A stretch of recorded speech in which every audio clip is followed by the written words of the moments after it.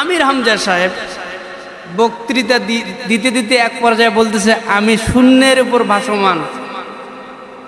আমারে যে 3 বছর কি খাওয়াইছে, আমি যে কি বলতেছি আমি নিজেই বলতে পারি না। আমাদের থেকে পরীক্ষা নিবে না? কি পরীক্ষা দিছেন আপনারা? আমি আপনি কি পরীক্ষা দিলাম? তারা কি পরীক্ষা দিছে? রসুল জীবন, রসুল বেঁচে থাকায় তাদের উপর এত কষ্ট। আজকে তো রসুল নাই।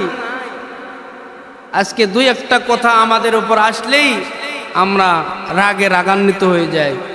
আমরা দুঃখ তো আর জায়গা পাই না, কোথায় দুঃখ রাখবো।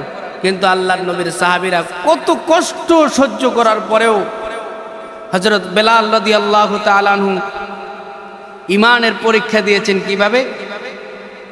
তার মুনিব উমাইয়া আরো বড় বড় কাট্টা কাফেররা জিহ্বার মধ্যে পেরেক মেরে দিয়েছিল, খিল ঢুকাই দিয়েছিলেন, তবু ঈমান ছাড়ে নাই। আমাদের এরকম কার উপর নির্যাতন হয়েছে? আমাদের উপর নির্যাতন হয়েছে যারা আলেম, যারা কি আলেম, যারা দিনের দায়ী, যারা আল্লাহর রাস্তায় আল্লাহর কোরআন শিখেছেন, দিনের দাওয়াত দেন, মাদ্রাসা মসজিদ নিয়ে থাকেন, তাদের উপর কিছুটা আযাব এসেছিল। জেলখানায় রাখা হয়েছিল, জেলখানার মধ্যে আবার এমন কিছুগুলো খাবার দেওয়া হয়েছিল তাতে মানুষের জীবন আস্তে আস্তে মৃত্যুর দিকে চলে যায়। দেখুন না, 2-3 দিন আগে আল্লামা আমির হামজা সাহেব, নাম শুনেন নাই? কে কে নাম শুনেন নাই? সবাই আমরা শুনছি না? এই আমির হামজা সাহেব বক্তৃতা দিতে দিতে এক পর্যায়ে বলতেছে, আমি শূন্যের উপর ভাসমান। আমারে যে 3 বছর কি খাওয়াইছে, আমি যে কি বলতেছি আমি নিজেই বলতে পারি না। তাইলে তাদেরকে কি খাওয়ানো হয়েছে? আল্লামা মামুনুল হক সাহেব মাদ্দাজিল্লাহুল আলী, আগের গর্জনগুলো একরকম ছিল, এখনকার দেখবেন আলোচনার মধ্যে ঠান্ডা ঠান্ডা ভাব। তার মানে পয়জন জাতীয় খানা তাদের ভিতরে ঢুকেছে, আস্তে আস্তে মারবে। আল্লাহ পাক রব্বুল আলামিন বলে, এগুলো দিয়ে তোমরা শিক্ষা নাও। এই পরীক্ষা কিন্তু শেষ নয়, বেলালের মতো পরীক্ষা দিতে হবে, হযরত খাব্বাব রাদিয়াল্লাহু তাআলা আনহুর মতো পরীক্ষা দিতে হবে, হযরত আব্দুল উজ্জার মতো পরীক্ষা দিতে হবে। তারপর যদি পরীক্ষা দিয়ে কামিয়াবি অর্জন করতে পারো তাহলে তুমি কামিয়াব।